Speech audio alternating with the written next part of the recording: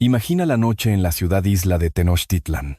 Un aliento fresco que viene del lago, el humo espeso de copal elevándose en velos tenues, y unos tambores que no solo suenan, sino que insisten huecos, firmes, como un segundo pulso superpuesto al tuyo. La luz de las antorchas se quiebra en astillas doradas a lo largo de las balaustradas con serpientes y los peldaños del templo. En azoteas y patios, la gente alza los incensarios hacia las 4 direcciones. Un gesto doméstico que los mexicas llaman piedad ordinaria, el aire mismo convertido en ofrenda. En el gran recinto, los sacerdotes alimentan el incienso una y otra vez cuando aparece el sol, al mediodía, al atardecer, a medianoche, antes de la costura gris del alba, para que a los dioses nunca les falte aroma, nunca les falte aliento. La ciudad huele a pino, a savia melosa y a algo más punzante, como piedra caliente después de la lluvia.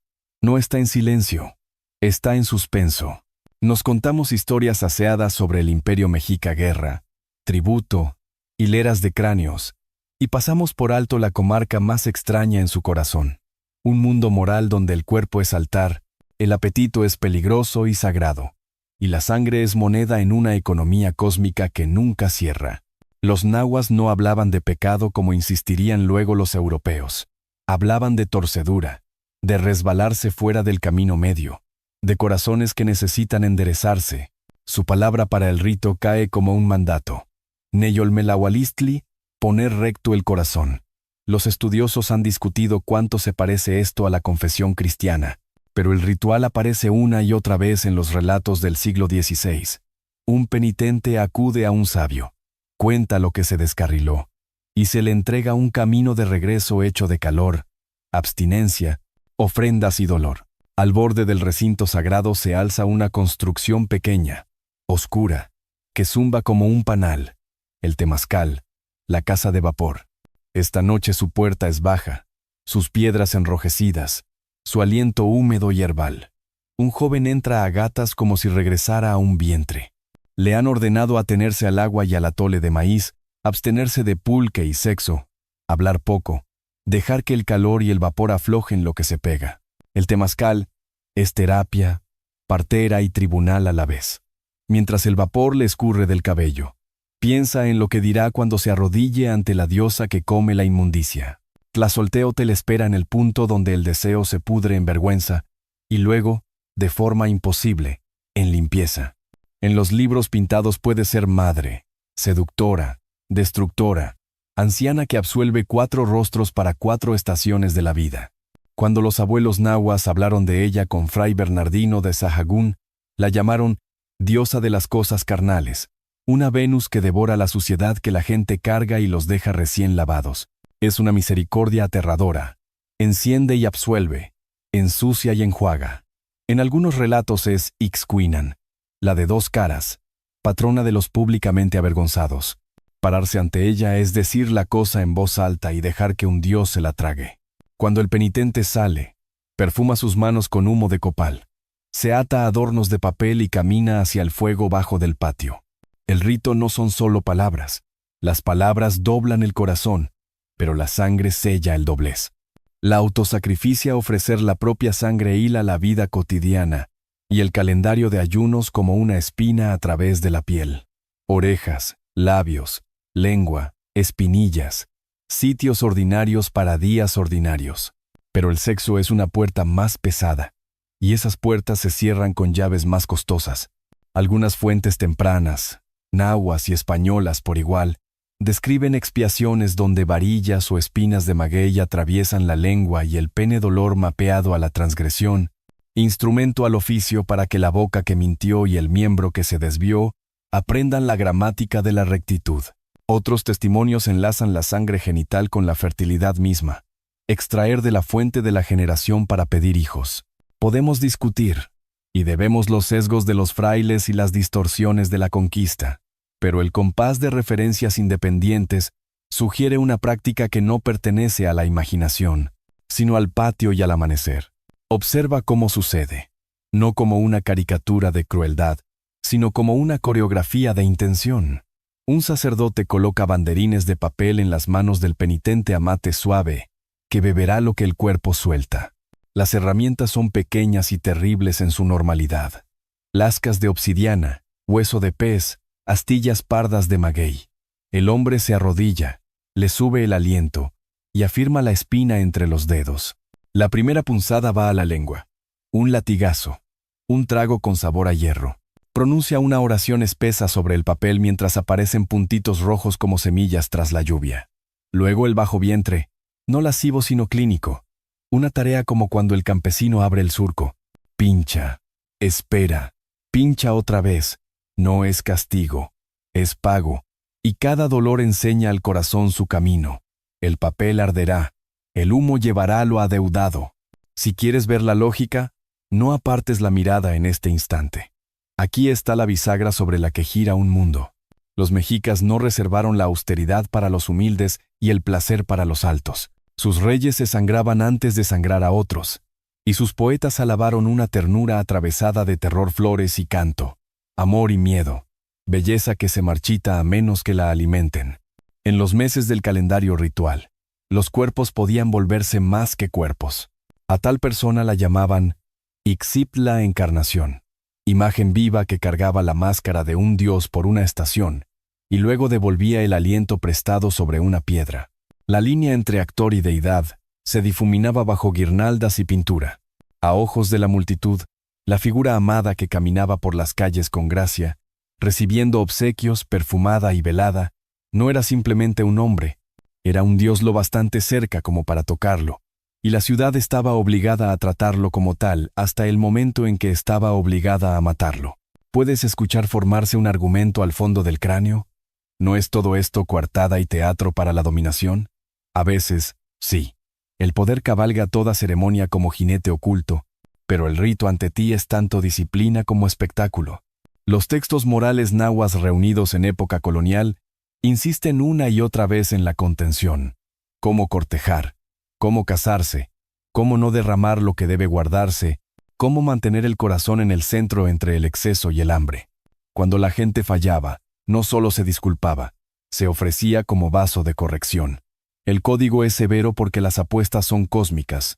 El sol bebe, los campos tienen sed. Los dioses se desgarraron una vez para encender el mundo. Al menos tú debes abrir una vena para seguir haciéndolo girar. Y si la frase pago de deuda te parece demasiado pulcra, los estudiosos advierten que no hagamos de un glosario español un catecismo mexica. La verdad, como siempre, es menos eslogan y más maraña. Obligación, reciprocidad, miedo, amor, belleza y la terrible satisfacción de hacer lo que duele porque es lo correcto. Vuelve al patio. El papel se encrespa, prende y estalla. El humo sube como columna. El joven apoya la frente en las losas, y por un momento el mundo se reduce a calor y latido, al chasquido suave de la corteza ardiendo y al golpe roto del tambor. En la grieta entre vergüenza y perdón, deseo y disciplina cree ver abrirse la boca de una mujer para devorar algo oscuro y brillante. Cree oírla tragar. Cuando se incorpora, su rostro parece vaciado, no de sí, sino de residuos. Se anuda un manto limpio. Los tambores marcan el compás. La ciudad sigue respirando. Si viniste esperando solo morbo o solo puritanismo, te decepcionarás.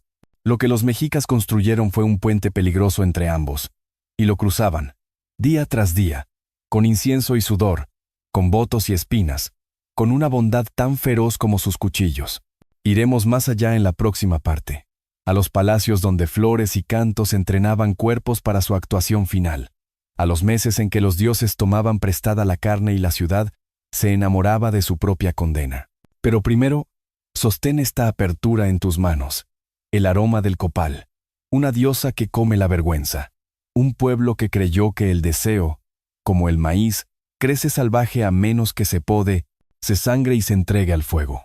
Empieza con un susurro, no con un grito.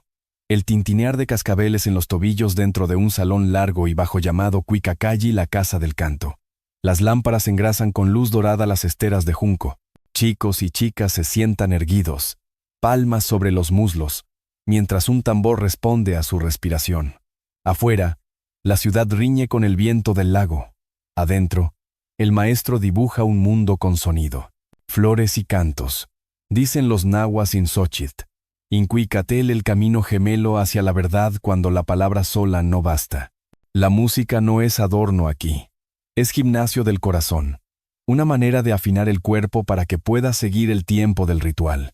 En los días borde del calendario, cuando un festejo muere y el siguiente aún no nace, los jóvenes ensayan 20 noches en el Cuicacalli sin baile. Solo la dulzura severa de la memoria, como si la ciudad contuviera la respiración antes de la próxima convulsión. Bajo esta disciplina, bajo la columna dura de la piedad, se despliega una diosa con nombre de jardín, Xochiquetzal, flor pluma, de Quetzal, patrona de tejedoras y madres jóvenes, del deleite y de las artes. Es barniz de belleza tendido sobre la madera peligrosa del deseo.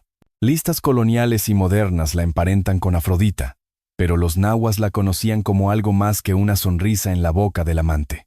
Es el destello del colibrí en la flor, la mano lista en el telar de cintura, el aroma que rompe un ayuno. Donde camina esperas alegría. Donde se queda, debes esperar un precio. A su sombra se reúnen mujeres a quienes los viejos textos nombran con una palabra inquieta, aullánime dadoras de gozo. En la taxonomía del Códice Florentino, son cortesanas y entretenedoras, elogiadas por ingenio y canto, condenadas por trampas y mentiras, siempre descritas a través del lente del pánico moral. Algunos españoles, llegando con categorías propias, las llamaron prostitutas sagradas. Pero esa frase es más humo que luz. Los estudiosos modernos previenen contra estampar fantasías del cercano oriente en las calles mexicas. Lo que sí muestran las fuentes es un mundo donde la performance canto, coqueteo, vestuario se trenza con la política y el ritual. Las aullánime rondan los bordes de palacios y fiestas, recordatorio de que el placer puede ser arte público y peligro privado. Imagínate a una de ellas ahora, en el Cuicacalli al anochecer. El cabello perfumado, las mangas ondeando como agua. No vende su cuerpo en un santuario. Vende un estado de ánimo, una dulzura puesta en la lengua de la ciudad por horas. Tienta una rima en la mano de un soldado. Vuelve canción el chisme. Y se escurre antes de que pueda atrapar el anzuelo. Los viejos dicen que vacía tu bolsa. Los jóvenes dicen que vacía tu soledad. La verdad es más complicada. Es la máscara tibia que permite a la ciudad ensayar su propia ternura antes de que necesite ser cruel. Esto no es un burdel, es una escuela. Aquí, los jóvenes aprenden la coreografía de miradas y dones que después atarán los festivales. Aquí, la flor y el canto se entrenan para florecer a la orden. Y luego está el papel que nadie pide y muchos aceptan, convertirse en imagen de un dios. Ixiptla es la palabra encarnación, personificador, efigie viva. El más famoso es el joven que porta el rostro de Tezcatlipoca durante el mes de Toxcatl.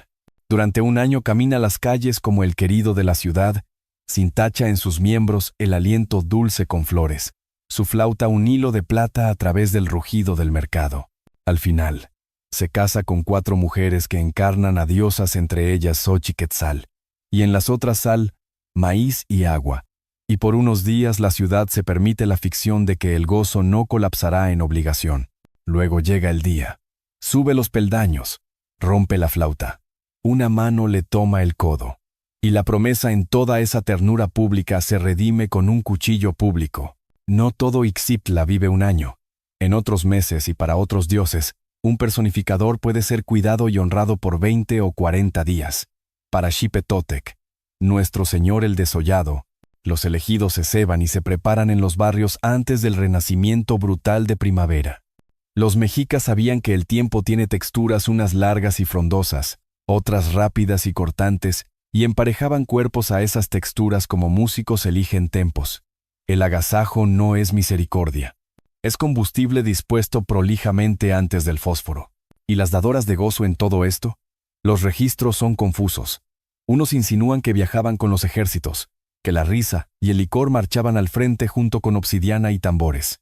Otros las pliegan a los entretenimientos del palacio, guarnición luminosa de la diplomacia.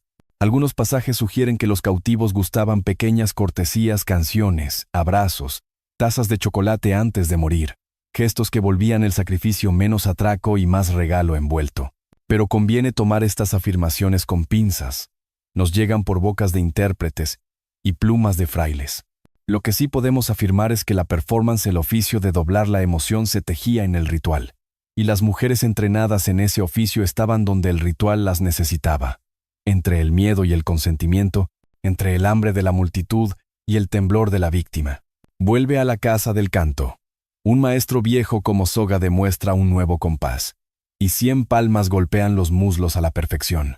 El Cuicacalli sirve a muchos amos: sala de ensayo, tribunal, escuela de urbanidad, a veces incluso espacio de juicios públicos y penitencias, porque la vergüenza de la comunidad debe afinarse tanto como sus himnos. Aquí, los jóvenes aprenden a mantener inmóviles los cuerpos mientras las voces trabajan. En otros lugares, aprenderán a mantener la sonrisa mientras la ciudad ejecuta.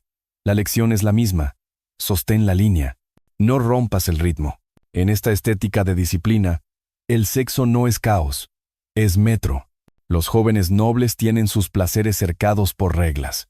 No bebas antes del rito, no toques antes de la señal, no gastes semilla de invierno en hora de verano. Endereza el corazón, dicen los mayores. Y los jóvenes, que arden de orgullo y hambre, asienten. Las ahuiánime vuelven articulable ese hambre. Xochiquetzal vuelve hermosa esa articulación. El calendario la vuelve útil.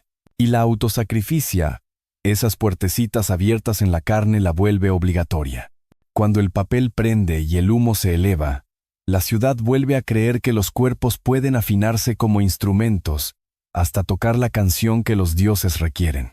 Si necesitas prueba de que la belleza y el horror son vecinas aquí, escucha el epílogo de Toxcatl. Tras el año de performance, tras las guirnaldas nupciales y las palmas en los labios que pasan, el Ixiptla sube al templo y quiebra su flauta, quiebra con ella el hechizo de la ciudad. El gesto, pequeño y brusco, es la bisagra donde el gozo gira hacia la deuda. La metáfora es transparente. La música acabó. La sangre hablará. Y sin embargo la gente llora cuando desaparece tras la pantalla de sacerdotes. No solo porque un hombre va a morir, sino porque un modo de ser se ha quedado sin tiempo. En la imaginación mexica, las cosas más terribles son también las más exquisitamente escenificadas. Nunca se permite olvidar al público que aquello que ama sus flores, sus cantos, su juventud, es exactamente lo que el universo exigirá como pago. Caminaremos después hacia los meses en que la piel es moneda, y el renacimiento se firma en escarlata Ochpanistli con su barrido, y Tlacaxipewalistli con su desuello, rituales que obligan a los hombres a vestir papeles de mujer, y a los sacerdotes a vestir piel humana, donde la ciudad interpreta sus bodas más extrañas: tierra con cuerpo, Dios con máscara, deseo con disciplina.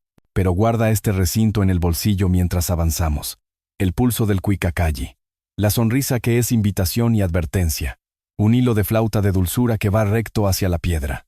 El mes del barrido empieza antes del alba. Escobas susurran por las calzadas. Se enjuagan los dinteles con agua del lago. Los hogares se apagan. En el recinto, mujeres de los gremios de parteras y curanderas se mueven como marea por las calles, montando escaramuzas fingidas con pelotas de flores y juncos, risa ritual sacudida antes de pedir lágrimas a la ciudad. En el centro de esta coreografía hay un solo cuerpo, una joven elegida como imagen viva de Tosi. La bañan, la perfuman, la vigilan. Sus cuidadoras bromean para que sonría, porque una diosa no llora. Al caer la noche, la conducen por los peldaños. Ya no hay fingimiento, solo el filo, la ligadura, el silencio terrible de una multitud que consiente la necesidad. Lo que sigue es la bisagra de la imaginación mexica. Se toma la piel, y un sacerdote muy fuerte, desnudo y estremecido, forcejea para entrar en la prenda húmeda. La ciudad ha hecho una nueva Tosi con la piel de una mujer y el aliento de un hombre. El género se dobla con el cuero. El significado se desliza bajo la carne. En la oscuridad, nuestra abuela se alza para barrer el camino de la guerra. Si buscas solo sangre, pierdes el sentido. Ochpanistli es trabajo doméstico vuelto cósmico. Se reajusta la ciudad, fuegos apagados, pisos fregados, el desorden recogido y apartado para que también puedan reajustarse los campos. La piel desollada de la Ixiptla de Tosi no es solo horror, es teología material, como la cáscara arrancada a la semilla, Promete que lo que se desprende puede alimentar lo que vendrá. El sacerdote que la viste, mujer por un circuito de calles, lleva un paradoja a cielo abierto. Madre sanadora y comedora de hombres, partera y patrona de la guerra, la que devora nuestra suciedad y la que exige nuestra sangre. La alegría cómica del festival y las inversiones de género no son entremés sino hechizo alegría ritual antes de la cosecha de cuerpos. Del barrido al desuello sin costura, el calendario entra en Tlacaxi-Pehualistli, el desollamiento de los hombres, el mes de Zipe-Totec nuestro Señor el desollado. Aquí la teología se lleva por fuera, los guerreros traen cautivos al recinto, y se toman los corazones en la piedra. Luego las cuchillas trabajan con paciencia artesana para liberar un solo traje de piel. Los sacerdotes se lo ponen como la primavera misma amarillenta con ocre, llamada Teocuitlaquemitl, vestiduras doradas, porque la carne nueva de los campos es oro cuando las lluvias son fieles. Durante 20 días, la ciudad convive con los muertos pegados a la piel. Hombres con el rostro de otros hombres caminan los barrios, piden limosna en nombre del Dios, bendicen a los recién nacidos con el toque de un cuero curado, y danzan hasta que las costuras comienzan a abrirse, y el olor dicta que el tiempo de vestir ha terminado. Las pieles se pliegan entonces en cajas con tapa en Yopico, un espacio templo dentro del gran recinto, misericordia práctica y reverencia final. Las muertes de Tlacaxi-Pehualistli no son intercambiables. Unos caen en un rito gladiatorio amarrados con cordón blanco a la piedra redonda, provistos de un macuahuitl de burla con plumas por filo, enfrentados a campeones de rango. Otros son atados a un armazón de madera y acribillados por una nube de flechas para que su sangre repiquetee en la tierra como lluvia. Después se les abre el corazón, se les alza la piel. Cada método tiene su gramática, valor ensayado en la derrota, sangre cayendo como petición para los campos, y sobre todo ello flota una metáfora agrícola tan tajante que se puede leer con los ojos cerrados, un Dios que mudó su propio recubrimiento para que el maíz mudara su cáscara y germinara, una ciudad que debe ponerse piel nueva cuando el año gira. Si esto parece obscenidad disfrazada de piedad, mira de nuevo la política. Cada manto de pieles también proclama: tomamos a este hombre en guerra, vestimos al Dios con su cuerpo vencido. El mes de Xipe es censo de poder hecho carne, y el recinto recuerda la cuenta. Las torres de cráneos alzadas junto al templo mayor no son rumor sino albañilería el Huitzonpantli, construido con discos frontales de cientos de cabezas, hombres, mujeres, niños, enlucidos en un solo argumento blanco a favor del imperio. Cuando los arqueólogos despejaron otra sección de la torre, hallaron más de un siglo de debate sobre la violencia mexica embebido en un muro. No cifras en crónica, sino frentes y mandíbulas alineadas en círculos. Los sacerdotes bendicen, los capitanes presumen, y la piedra insiste, sin ornato, en que la soberanía aquí se escribió en hueso. Una punzada más. ¿Qué sucede con la carne cuando el Dios ha sido alimentado? Las fuentes no concuerdan y las discusiones importan, pero varios hilos testimoniales afirman que porciones de ciertas víctimas se cocinaban y comían en comidas rituales por quienes tenían derecho a reclamarlas. Ofrendas mercantiles, banquetes de cautivos de guerra, un trozo servido en guiso de maíz y compartido dentro de un círculo definido, una intimidad de obligación más que un mercado de carne. Otros niegan cualquier costumbre caníbal regular, insistiendo en que la dieta mexica era lo bastante rica para no necesitar suplemento, que cuando hubo ingestión, su lógica fue ceremonial, no nutritiva.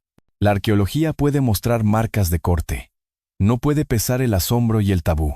Lo claro es que partes del cuerpo podían circular como bienes sacralizados, huesos perforados para las empalizadas, pieles vestidas por 20 días, cráneos enmorrados en torres, prueba de que una persona podía volverse mobiliario litúrgico cuando el Estado así lo disponía.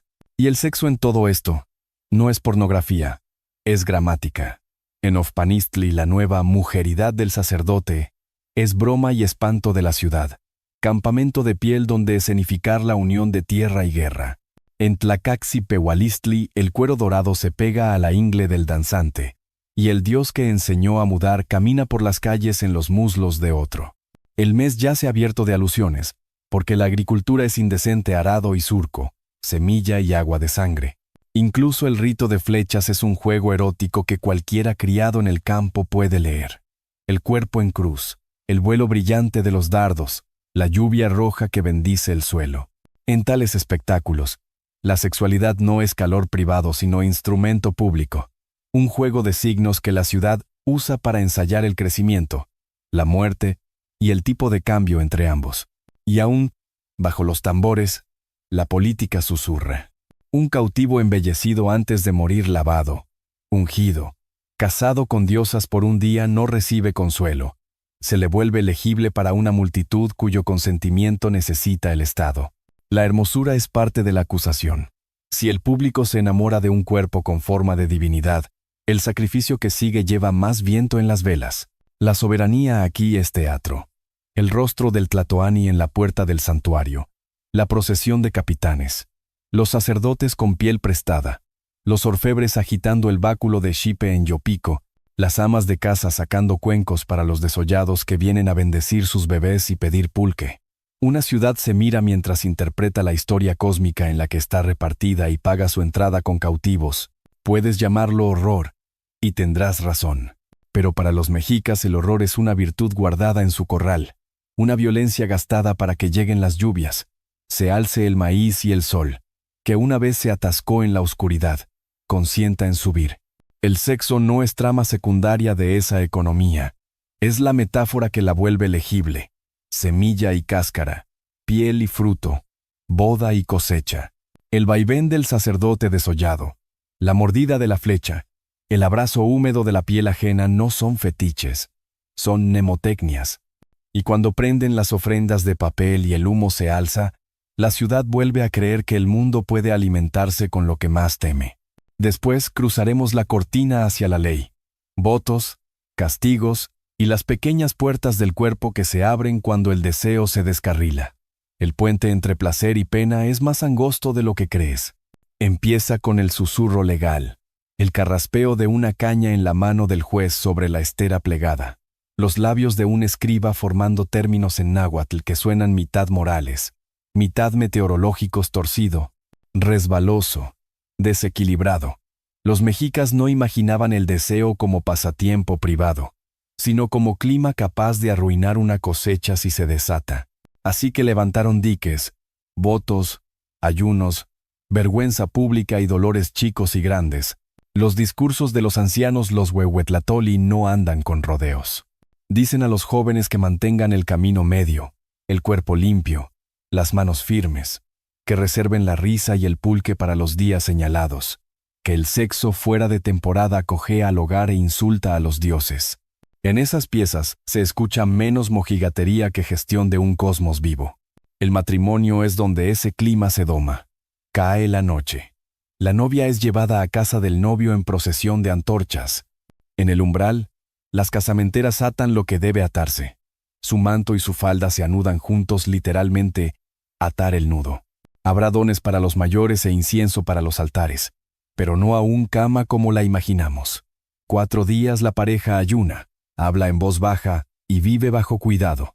La estera donde se sientan se alza ceremonialmente tras el cuarto amanecer. Solo entonces el nuevo hogar puede aflojar su cinturón y respirar. La contención no es sermón antisexual, es calibración, como el campesino que guarda la semilla hasta la primera buena lluvia. La ley está detrás de esta coreografía como un muro de piedra. El adulterio, sobre todo cuando toca una casa noble o amenaza herencias, se trata como descarrilamiento cívico. Los castigos varían con rango, circunstancia y pruebas, pero descripciones coloniales de la práctica prehispánica mencionan repetidamente ejecución pública por lapidación o estrangulamiento, en especial para élites que debían encarnar la disciplina. Sanciones menores: multas, destierro, escarnio aparecen para macehuales en ciertos casos, y los tribunales eclesiásticos reemplazarán luego muchos de estos con bancas y penitencias. La textura es dispareja, filtrada por plumas frailescas y diferencias entre altepetl, pero el contorno es claro.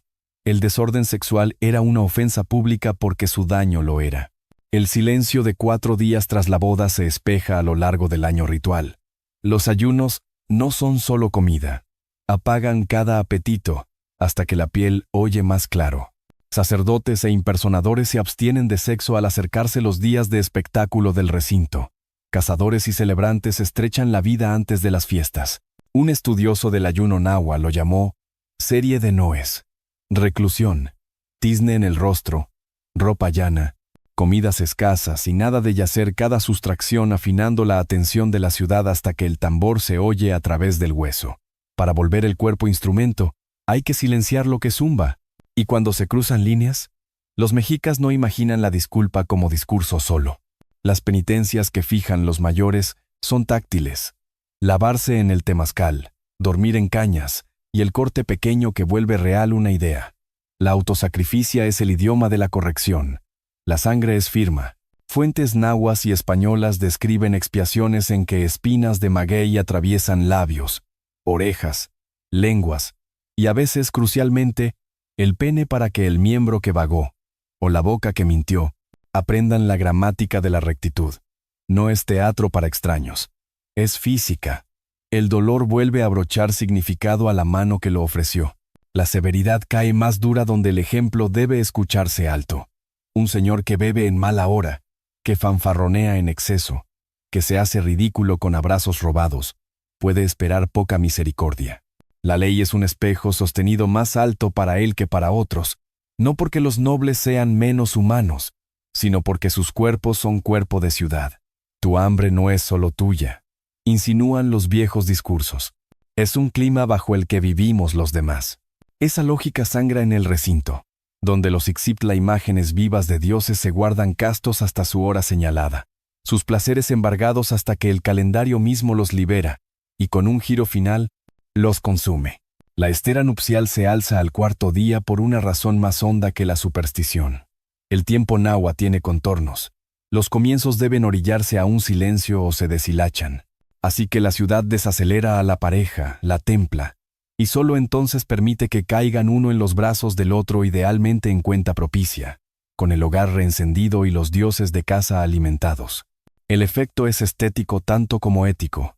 El deseo, disciplinado, se vuelve música y no ruido. Las viejas que vigilan en la puerta no son chaperonas a la europea, son tramoyistas, asegurando que el primer acto aterrice. No confundas la correa con el desprecio. Los mexicas no son enemigos del tacto. Sus poemas florecen en besos y perfumes, sus fiestas en coqueteos y bromas, pero son alérgicos al derroche. La semilla derramada, como la sangre derramada, tiene consecuencias. Y la ley imagina esas consecuencias en anillos concéntricos: hogar, calpuli, mercado, milpa. Si sembrar es sagrado, sembrar en campo ajeno es sacrilegio. Por eso los juicios por adulterio convocan multitudes y testigos. Por eso el manto de una matrona y huellas de un amante pueden ser pruebas. Por eso los castigos buscan no solo herir, sino demostrar que el equilibrio se restaura. ¿Y la vergüenza imposible de desenredar del deseo? Hay una diosa para eso. Tlazolteotl, la comedora de inmundicia, cabalgó todo este arreglo, temible y tierna.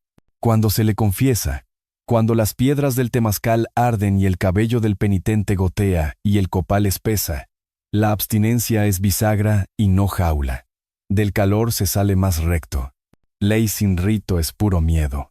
Rito sin ley es puro humo. Juntos hacen camino. Ya hemos pisado el filo.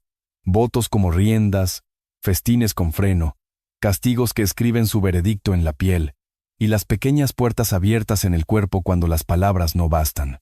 El puente entre placer y pena es real, angosto y concurrido. Del otro lado, donde la ley exhala, el calendario inhala. En la siguiente parte veremos la bocanada de una nueva religión y un nuevo imperio, el confesionario de los frailes chocando con el enderezamiento del corazón nahua, el temazcal reapropiado, la diosa de la inmundicia traducida y mal traducida. ¿Qué ocurre cuando dos sistemas tan distintos para gestionar el deseo intentan usar el mismo cuerpo humano como escenario? La primera confesión se susurra en una lengua que el fraile apenas entiende. Está sentado en un reclinatorio de cedro improvisado en una iglesia nueva sobre piedras viejas, las ruinas de Tenochtitlan, aún húmedas en los cimientos, y escucha a un anciano nahua decirle, entrecortado, que su corazón resbaló, que el deseo volvió lodo sus pasos, que ha venido a enderezarse. El fraile oye pecado, El penitente, en su idioma, ofrece torcedura. Entre ambos se tiende un puente de metáforas: suciedad y lavado, resbalo y balance, hambre y abstinencia. Más tarde, los estudiosos llamarán a esta zona de contacto diálogo moral, un lugar donde dos sistemas se reconocen lo justo para chocar con eficacia. Pero ahora el aire está espeso de fantasmas de copal, y el anciano espera lo que su madre le enseñó a esperar: que la diosa que come la inmundicia devore lo que se le adhiere y lo deje limpio. El fraile reza un ave y prescribe oraciones. El anciano se inclina, aliviado y perplejo. Dos confesiones se han tocado sin encontrarse del todo. El habla moral náhuatl siempre se apoyó en la tierra. Es resbaladiza, decían los viejos. Mantén el medio. Tras la conquista, ese habla no desapareció. Se redirigió. Catequistas cristianos tradujeron su propio vocabulario al náhuatl, y maestros nahuas mapearon tlazoli inmundicia, moral y física sobre la nueva palabra pecado.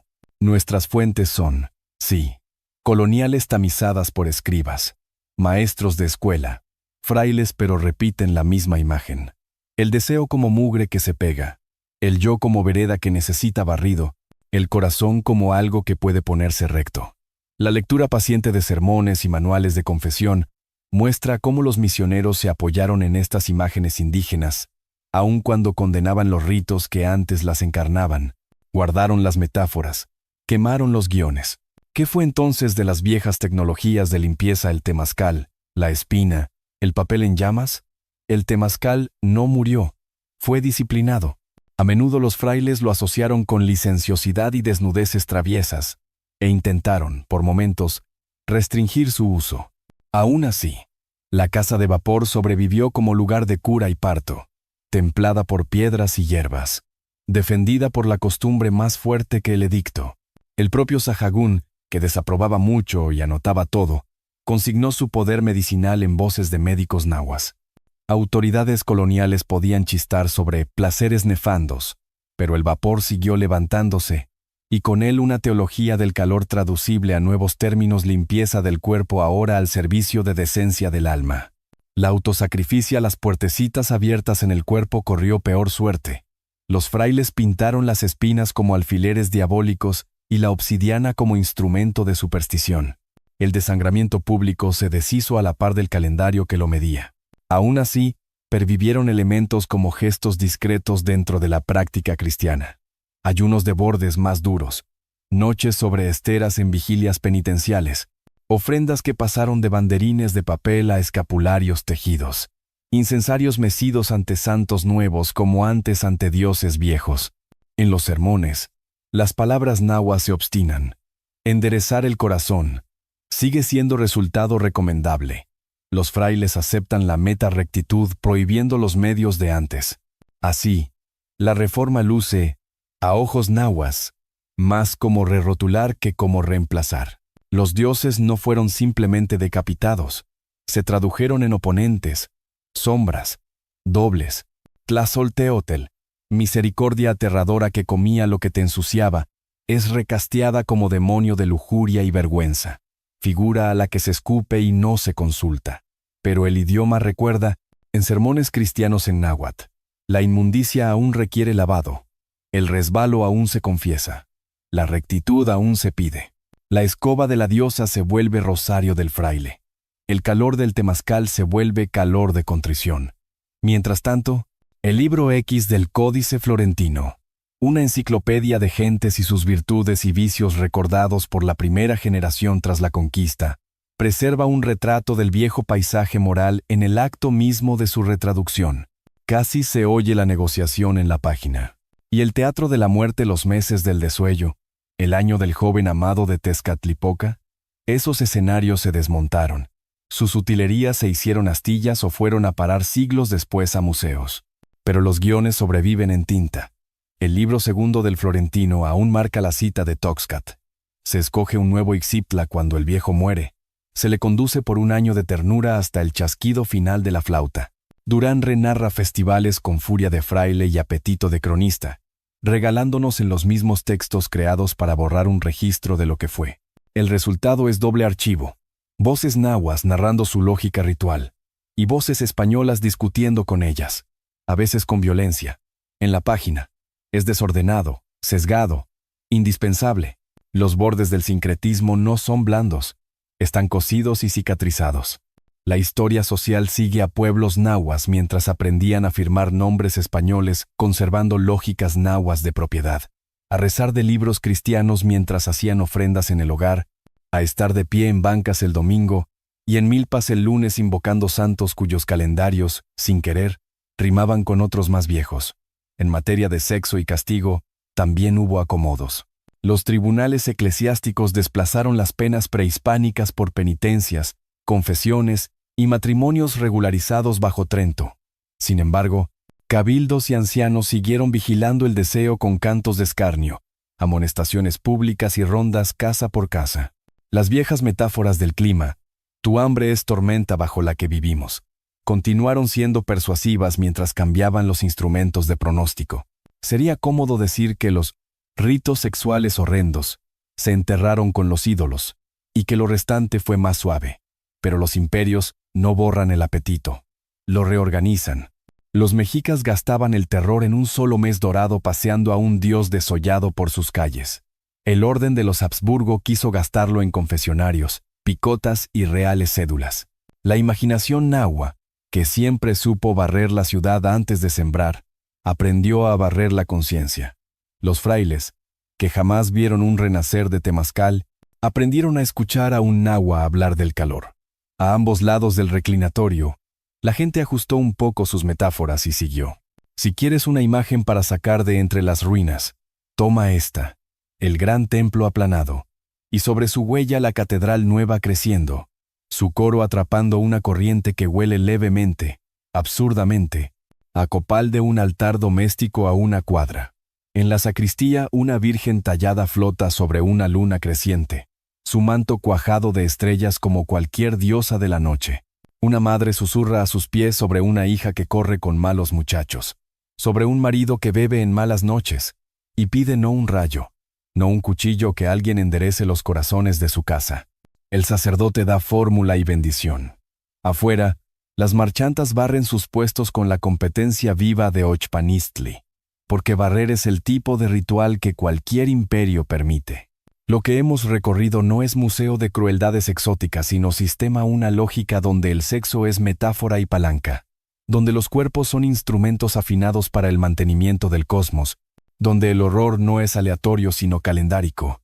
La conquista rompió el calendario y guardó los instrumentos en el altillo. No borró la necesidad de afinar. Por eso sobreviven las palabras viejas en bocas nuevas. Por eso el vapor del temazcal aún se arremolina tras el humo medido del incensario. Por eso las pasiones aún amenazan con inundar los hogares, si no se contienen con costumbre. La pregunta que esta historia nos hace es, descortés, ¿qué sacrificamos ahora y dónde escondemos el altar? Ya no desollamos hombres en primavera. No, pero gastamos otros cuerpos en otros meses. Y narramos esas pérdidas como necesarias para cosechas de otra índole. Si los mexicas volvían legible el horror escenificándolo, nosotros lo volvemos invisible distribuyéndolo. ¿Qué es peor? No es pregunta que pueda responder el Códice Florentino. Es nuestra. Nos queda, pues, una constante humana y una variación cultural. El deseo necesita gramática. Las comunidades necesitan rituales para contener su propio clima. Los mexicas levantaron los suyos con flores y cuchillos. El imperio que los reemplazó, con bancas y libros de cuentas. En las grietas, la gente nahua siguió viviendo, barriendo, sembrando, amando, absteniéndose, confesando con una voz que aprendió oraciones nuevas sin olvidar cómo se alimentó alguna vez el mundo.